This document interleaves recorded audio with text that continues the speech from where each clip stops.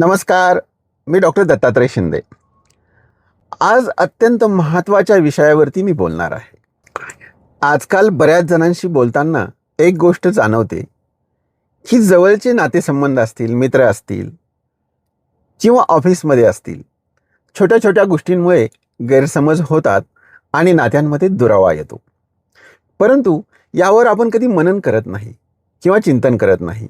असं का होतं?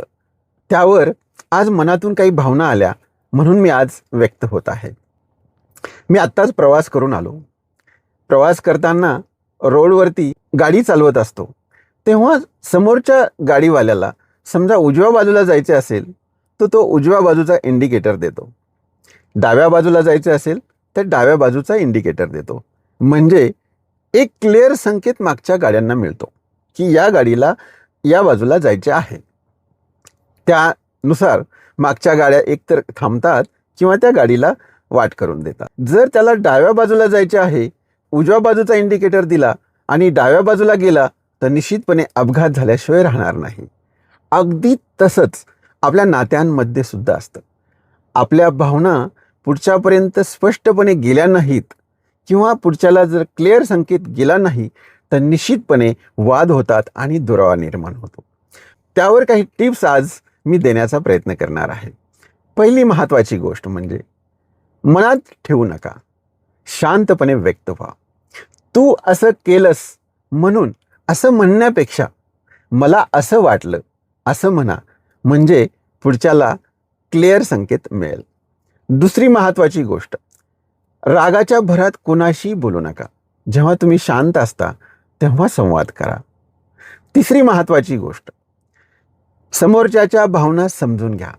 ज्याप्रमाणे आपल्या भावना पुढच्याने समजून घेतल्या पाहिजेत त्याप्रमाणे समोरच्याच्या सुद्धा भावना आपण समजून घेतल्या पाहिजे, म्हणजे गैरसमज टाळले जातात. चौथा महत्त्वाचा मुद्दा, शब्दांपेक्षा कृतीतून दाखवा. अनेक वेळा प्रेम असेल, आदर असेल, भक्ती असेल, निष्ठा असेल, ही शब्दांपेक्षा कृतीतून जास्त चांगली पुढच्यापर्यंत जाते. त्यांच्या हृदयापर्यंत आपण पोहोचू शकतो. पाचवा महत्त्वाचा मुद्दा, अपेक्षा स्पष्ट सांगा. तुला कळायला हवं होतं या गोष्टीमुळे अनेक गैरसमज होतात. त्यापेक्षा मला काय स्पष्ट सांगायचे आहे हे तुम्ही शब्दांमध्ये सांगा, म्हणजे गैरसमज टाळले जातात. सहावा महत्त्वाचा मुद्दा, संवादाची सवय लावा. अनेक घरांमध्ये, ऑफिसमध्ये किंवा नातेसंबंधामध्ये संवादाची सवय नसते. आजकाल मोबाईलमुळे संवाद हरपलेला आहे. तेव्हा संवाद मंच तयार करा. एकाच वेळेस सर्वांनी एका ठिकाणी बसून आपल्याला काय वाटतं, एकत्र निर्णय घ्या किंवा एखाद्या विषयावरती त्याचा दृष्टिकोन काय आहे, आपला दृष्टिकोन काय आहे हे स्पष्टपणे सांगा. म्हणजे एक चांगला संवाद मंच तयार झाला तर अनेक गोष्टी सहजपणे उलगडू शकतात आणि नाते अधिक सुंदर होऊ शकते. धन्यवाद.